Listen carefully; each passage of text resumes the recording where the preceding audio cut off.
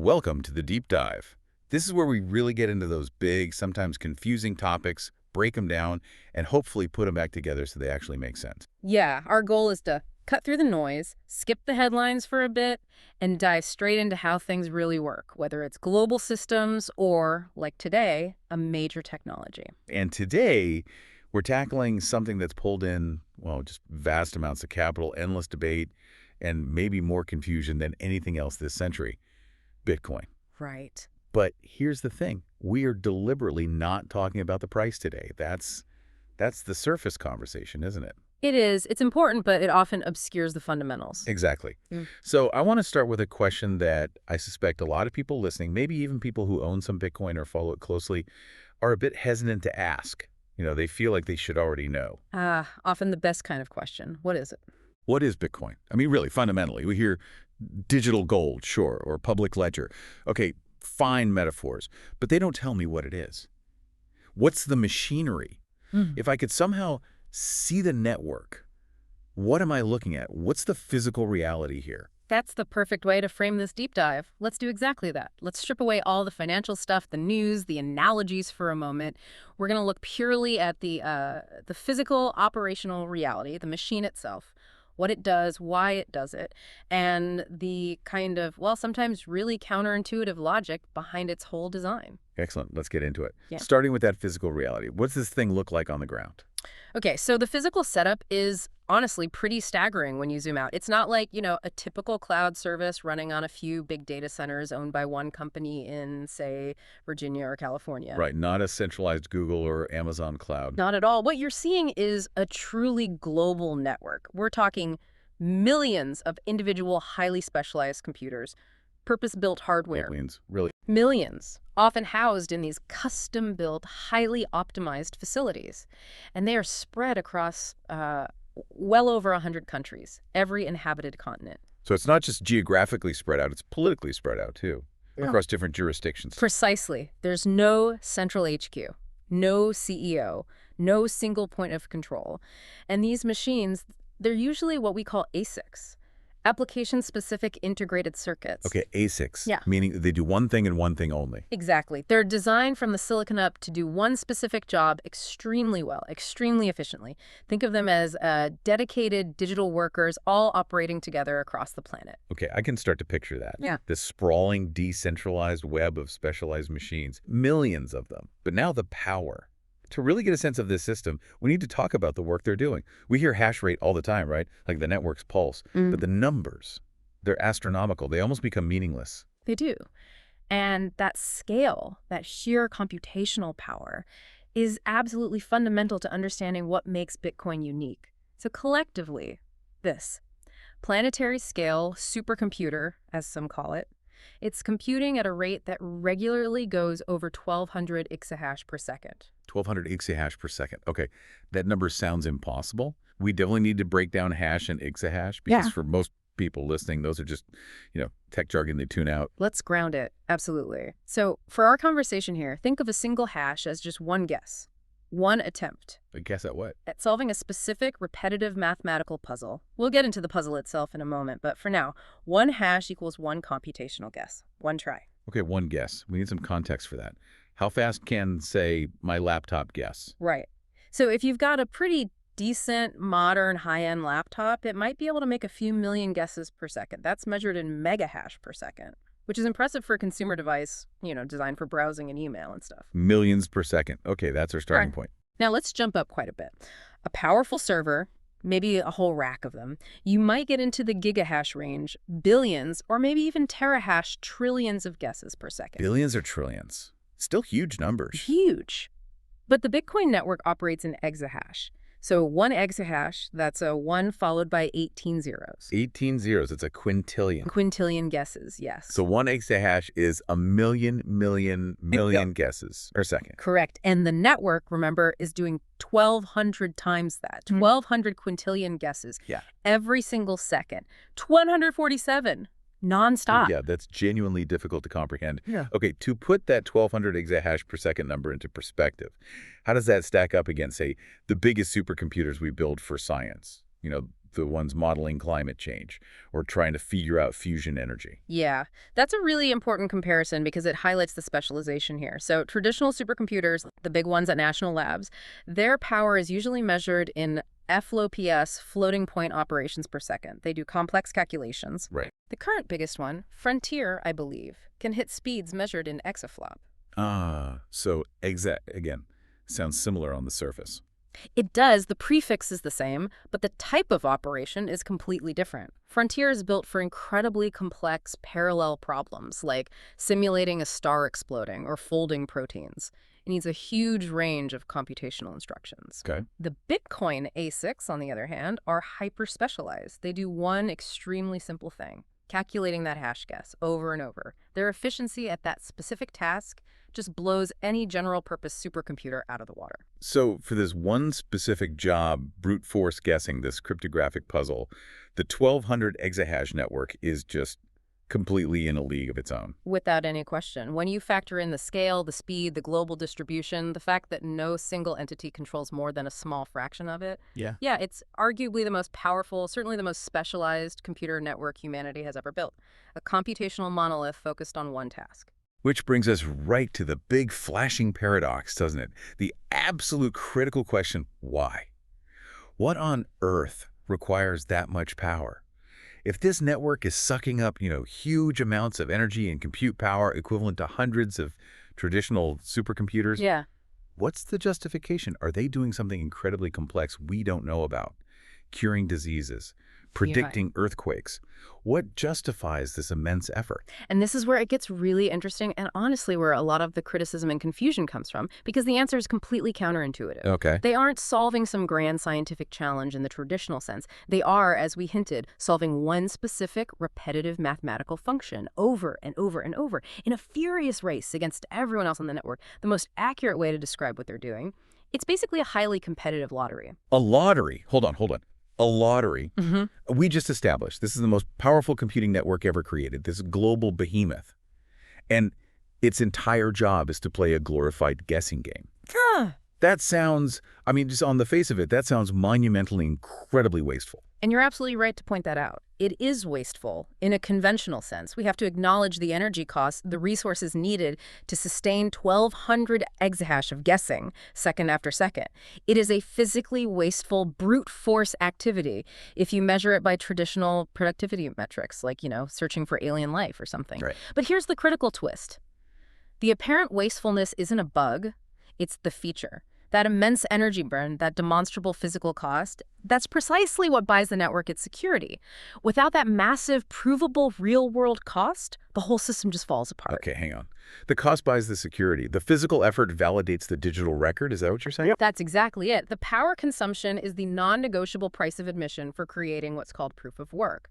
But okay, before we get fully into the proof part, we need to understand the work part. We need to understand the game, the lottery itself. All right, let's zoom in on the game then. What's the actual algorithm? What's the lock they're all trying to pick with this colossal amount of guessing power? The core mechanism is an algorithm called SHA-256. That stands for Secure Hash Algorithm, and the 256 refers to the output length 256 bits. SHA-256. Think of SHA-256 as like a perfect digital blender. Understanding this blender and its three sort of magical properties is really the key. A perfect digital blender. Okay, I like that. Walk me through it. How does this blender work? Imagine this machine, right? You can put any digital input into it, doesn't matter what it is. A single word, a legal contract, a huge movie file, the entire text of War and Peace. The size of the input is irrelevant. Okay. You feed it in, you press the blend button, and the SHA-256 algorithm processes that input and spits out a unique, fixed-length output, the hash. Which is that 64-character string of letters and numbers we sometimes see associated with Bitcoin. Exactly that string. Always 64 characters, representing 256 bits of information. Now for the critical properties that make this blender special. Okay, property number one. Property one, deterministic. This is absolutely crucial for building consensus in a decentralized system. Deterministic just means the same input always gives you the exact same output. No exceptions. Always the same smoothie from the same ingredients. Precisely. If I hash the phrase the deep dive right now, I get a specific 64-character hash. If you, listening, hash the deep dive on your computer a year from now, anywhere in the world, you will get the exact same hash. This predictability allows for universal verification. If we all agree on the starting data, we must agree on the resulting hash. Got it. Consensus through mathematical certainty. Okay. Okay, what about property 2? You said this one's key for security. Irreversible. This is the core of the security. SHA 256 is what we call a one-way function. It's easy to compute in one direction, blending the ingredients, but computationally infeasible to reverse, unblending the smoothie to figure out the exact original ingredients. So once you have the 64-character hash output, There's no known efficient way mathematically to work backward and find the original input data that produced it. You can't look at the hash and deduce the source. it's like a mathematical black hole. Yeah. Data goes in, a unique fingerprint comes out, but you can't go back through the fingerprint to reconstruct the original data. Essentially, yes. Not in any practical time frame anyway. Which means the only way to find out what input created a specific hash output is Guessing. Brute force. brute force guessing. You try an input, blend it, check the output, try another, blend it, check over and over. And this computational difficulty of reversing the process is the absolute foundation of Bitcoin's security model. Okay, that makes sense. One-way function. What's property 3? The avalanche effect. Mhm. Why does this necessitate the 1200 exahash scale? The avalanche effect is what makes the guessing truly random and prevents any clever shortcuts. It means if you take your input data, say a block of transactions, and you change it even in the tiniest way, like flipping a single bit, changing one letter from lowercase to uppercase, Yeah. the resulting 64-character hash output changes completely. It becomes utterly unrecognizable. There's no relationship between the hash of the original data and the hash of the slightly modified data. Whoa. So it's not like changing the input a little bit changes the output hash a little bit. Not at all. It's a total transformation. Complete chaos. Yeah. In a deterministic way. This means miners can't, gradually get closer to the solution. There's no getting warmer. Changing the input, even by adding one tiny number, just throws you into a completely different part of the possible hash space. It resets the puzzle entirely. So it forces pure, unadulterated trial and error. Exactly. It ensures the search is random across this unimaginably vast landscape of possible hashes. Cryptographers sometimes say a good hash function behaves like a random oracle. You ask it a question, give it an input, and it gives you what looks like a totally random answer, the output hash, even though the process itself is perfectly predictable if you know the input. Okay, that clarifies why they need the brute force. Now, tie this back to the lottery, the proof of work mechanism. How do these three properties, deterministic, irreversible, avalanche, create the rules of the game? Right.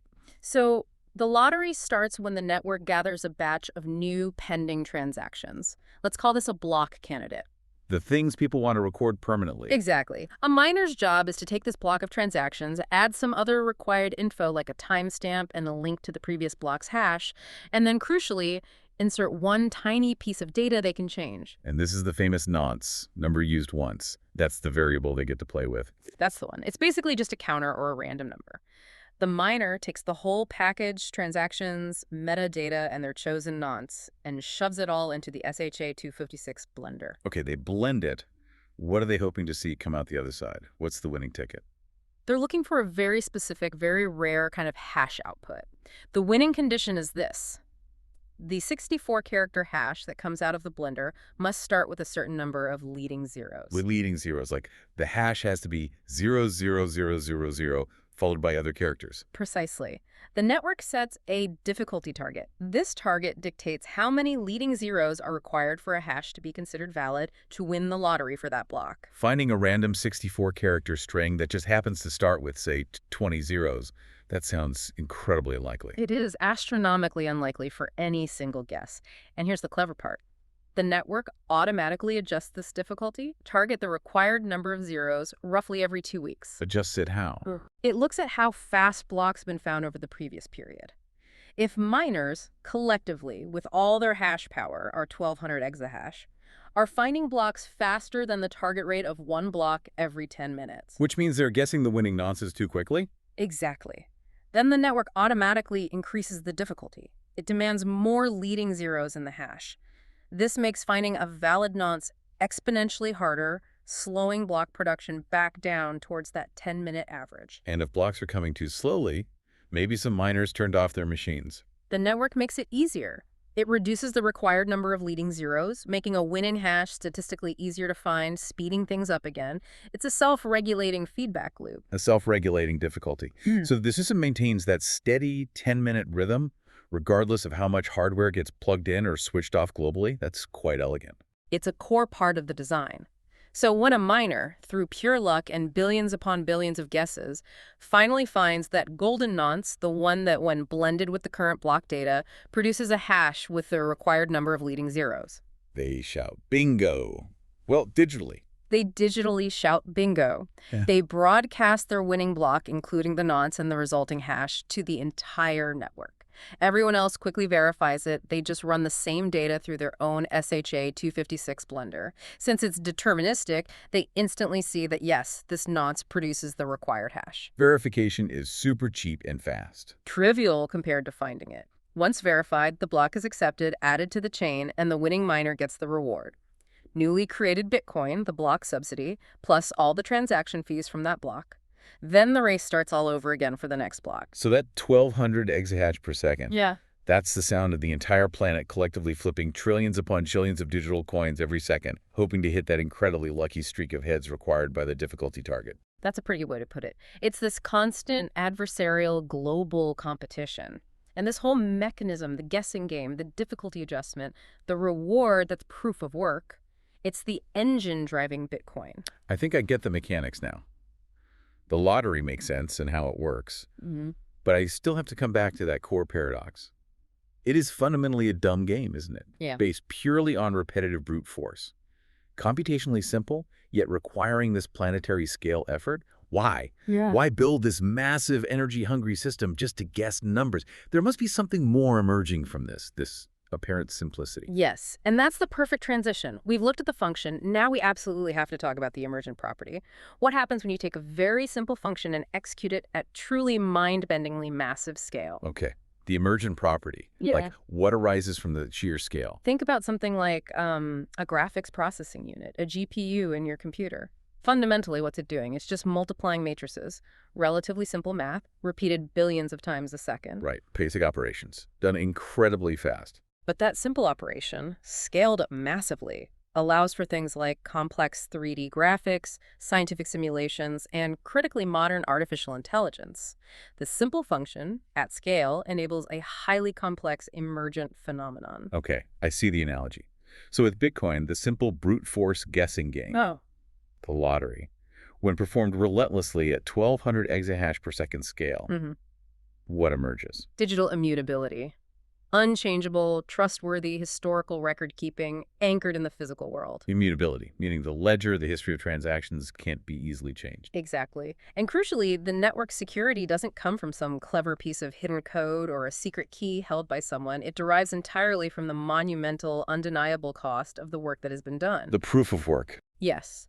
The system anchors digital information, the ledger state, who owns what Bitcoin directly to physical expended energy. That winning hash, the one with all the zeros, it's not just a random string. It serves as a verifiable receipt, proof that the miner who found it demonstrably burned a certain amount of real-world electricity, used expensive hardware, paid for cooling, incurred a measurable physical cost to secure that specific block of data in time. Ah, okay. So the security isn't just code. It's this vast, ever-growing wall built block by block out of verifiable energy expenditure, whether it's hydro, geothermal, solar, or natural gas. Yeah. It's proof that real work was done in the physical world. Precisely. And because the security wall is fundamentally built on physics and economics, the cost of energy, the cost of specialized hardware, any attempt to attack the system to change the past transforms from being just a software problem into a massive physical, logistical, and economic problem, almost a physics problem. Okay, let's walk through that attack scenario. Why exactly does this energy wall stop a really determined attacker? Say, someone wants to go back and erase a transaction from last week or change where some Bitcoin was sent. Why can't they just hack it digitally? Because of the chain structure. That's why it's called a blockchain. Each block contains the hash of the previous block, creating a chronological link, a chain extending back to the very beginning. Right, they're linked cryptographically. Exactly. So if our hacker wants to change a transaction in, say, block number 1000, they first have to find a new golden nonce for that modified block 1000. They have to redo the lottery work for that specific block to meet the difficulty target that was valid at that time. Okay, doable maybe if they have enough power for one block. Maybe, but here's the catch. Because they changed the data in block 1000 even slightly, the avalanche effect kicks in. The hash of their new altered block 1000 will be completely different from the original hash. And the next block, block 1001. Block 1001 in the original honest chain explicitly included the original hash of block 1000 as part of its own data, linking back to it. So the attacker's altered block breaks the chain going forward. Instantly. Their modified block 1000 no longer fits. Block 1001 and every single block after it in the main chain now points back to a block hash that doesn't match the attacker's version. Their altered history is immediately invalid according to the network rules. So to make their fraudulent history stick, what do they have to do? They don't just have to redo the work for block 1000, they also have to redo the work, find a valid nonce for block 1001 to link to their fake block, and then redo block 1002 to link to their fake 1001, and so on. For every single block that has been added to the chain since the point they want to change, they have to rebuild the entire subsequent history, block by computationally expensive block. They have to rewrite history. Exactly. And critically, they can't just take their sweet time doing this in secret. Because while they're trying to rewrite the past, The rest of the network, the honest 1200 exahash miners, are still finding new blocks every 10 minutes and adding them to the real chain, making the history the attacker has to rewrite even longer. precisely. This leads to the famous 51% attack concept. To successfully rewrite history and have the network accept their version of the chain as the valid one, the attacker needs to consistently outpace the honest network. They need to generate blocks faster than the rest of the world combined. Meaning they need to control more than half of the total global hash rate. Oh, More than 50%. yes. They need to acquire, deploy, and continuously power more than 600 exahash per second worth of mining hardware just to keep up and eventually overtake the honest chain's length. Let's talk about actually doing that, a 51% attack. Because it sounds less like hacking code and more like mounting a massive industrial operation. It is absolutely an overwhelming logistical and economic challenge. Forget writing malware.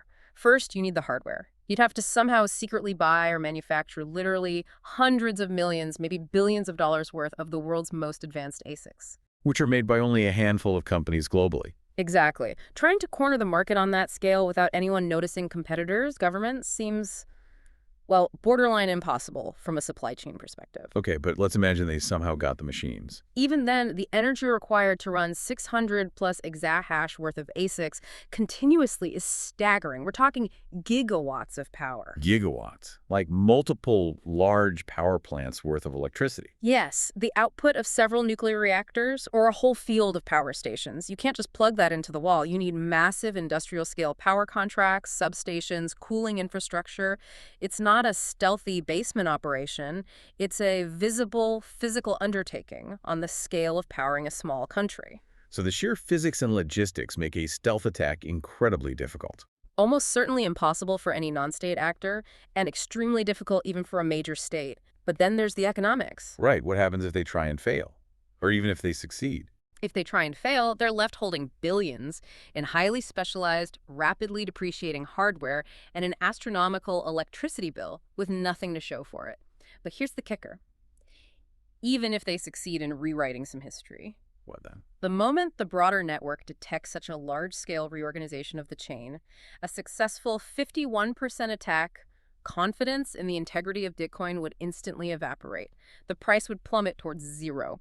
So the attacker spends billions on hardware and energy to steal something that becomes worthless the moment they succeed in stealing it. Destroying the value of the very thing they attacked. Exactly. It's designed to be economically irrational. The cost vastly outweighs the potential reward, even if you could physically pull it off. So the integrity is ultimately secured by this combination of physics, supply chain realities, and brutal economic disincentives, not by a password or a firewall somewhere. Okay, that completely reframes the energy debate for me. It's not waste in the sense of being useless. It's the non-negotiable, physically embodied, incredibly high cost of making the ledger practically unchangeable against any adversary anywhere in the world. That's the power of the emergent property. Digital immutability, bought and paid for with real-world energy and resources. But like you said, this immense security wall, it's actually only half the story. Because as strong as this wall is, it's also serving another purpose. It's a continuous test. A test. How so? We need to shift perspective again. Think beyond just defense. The entire Bitcoin network operating 2047 with trillions of dollars locked inside. It functions as the world's largest, most public, most continuously running bug bounty program. A bug bounty, like when companies pay hackers to find flaws in their software. Exactly like that, but on an absolutely unprecedented scale and with much higher stakes. So what's the bug they're paying people to find here? It's not just a coding error, presumably. No. This is the ultimate bug bounty. The challenge isn't finding a small flaw in one company's website code. What's the prize money? The prize is effectively the entire market capitalization of Bitcoin. Right now, over $2.1 trillion. $2 trillion. How is that the prize? It's not sitting in an account somewhere. It's not cash. It's the total value locked in the system. The prize is implicitly offered. If you can fundamentally break the cryptographic rules that secure this network, you can potentially steal that value. Okay. And the challenge to win that prize is what exactly? The ultimate challenge is to break SHA 256 itself. Not just guessing nonces faster, but finding a fundamental mathematical weakness in the algorithm. A collision where two different inputs produce the same hash, or some kind of shortcut that bypasses the brute force requirement entirely. Find a flaw in the digital blender itself. Precisely. And this is where the, frankly, genius or perhaps extreme paranoia of the network's creator, Satoshi Nakamoto, whoever they were, really shines through. Why on earth would you design a system that offers a multi-trillion-dollar incentive for someone to break the very cryptographic foundation it relies on? Yeah, that seems self-destructive. Unless you understand the bigger picture. Unless you realize that the security of our entire digital civilization rests on the presumed strength of cryptographic algorithms like SHA 256. And those algorithms need constant, relentless adversarial stress testing. Okay, expand on that. Why is SHA 256 so important beyond Bitcoin? You're saying Bitcoin is just one application. Oh, absolutely. Bitcoin might be the most financially valuable single application right now, but it represents a tiny fraction, probably less than 1% of the total economic value in critical communications secured globally by the SHA-2 family of algorithms. Wow. Okay, where else is it used? Give us some everyday examples. Think about the little padlock icon in your web browser when you log into your bank account or your email or basically any secure website. Yeah, the SSL-TLS connection. That security relies heavily on SHA-2 algorithms. They're used to verify the authenticity of the website's certificate, ensuring you're talking to the real bank and not an imposter, and to guarantee the integrity of the data being sent back and forth. Okay, that's huge already. What else? Every time your phone or your computer downloads a software update, it checks a digital signature on that update file to make absolutely sure it hasn't been tampered with, that it's genuinely from Apple or Microsoft or Google. That signature verification relies on SHA-2. So operating system updates, app updates. Critical infrastructure controls, secure VPNs, and very importantly, secure government and military communications systems worldwide depend on the integrity of SHA-2-based cryptography. Geez. Okay. So if someone did find a fundamental flaw in SHA-256, a mathematical shortcut? It wouldn't just be Bitcoin collapsing. It would mean potentially every secure website could be impersonated. Every software update could be maliciously corrupted. Secure communications could be forged or intercepted. It would be a catastrophic failure of digital trust across the board. Yeah. An existential threat to the modern internet and digital economy. Right. And the thinking is, Satoshi, likely a deep cryptographer, understood that just relying on academic papers and peer review to prove an algorithm is secure isn't enough, especially against secret state-level attackers. Exactly. Academic proofs are essential. They show mathematical soundness, but they can't fully simulate a truly dedicated, massively funded adversary. Think NSA, think foreign intelligence agencies, think sophisticated criminal syndicates working in secret for years to find a crack. How do you force the world's most capable adversaries to constantly bang on your cryptographic foundations trying to break them? You offer the biggest honeypot in history. Precisely. The most brilliant, maybe even cynical hack imaginable. You create this digital asset, make it incredibly valuable, get the whole world hooked on its price and potential. Which forces miners to build that immense wall of energy for proof-of-work security. And simultaneously, that massive value acts as an open, public, irresistible incentive, a $2.1 trillion flashing sign saying, break this algorithm if you can. It compels the best minds, the most powerful states, the most driven hackers on the planet to scrutinize SHA-256 relentlessly, looking for any possible weakness. So the $2.1 trillion isn't really the treasure itself. It's the bait. It's the lure, designed specifically to attract the sharks, the biggest threats, out into the open. That is the core idea, yes. The money makes the attack incentive public, transparent, and overwhelming. It's a permanent, standing challenge. We believe SHA-256 is robust, prove us wrong, and the reward is potentially trillions. What's the result? 15 years now of SHA-256 operating flawlessly under the most intense financial and computational pressure imaginable.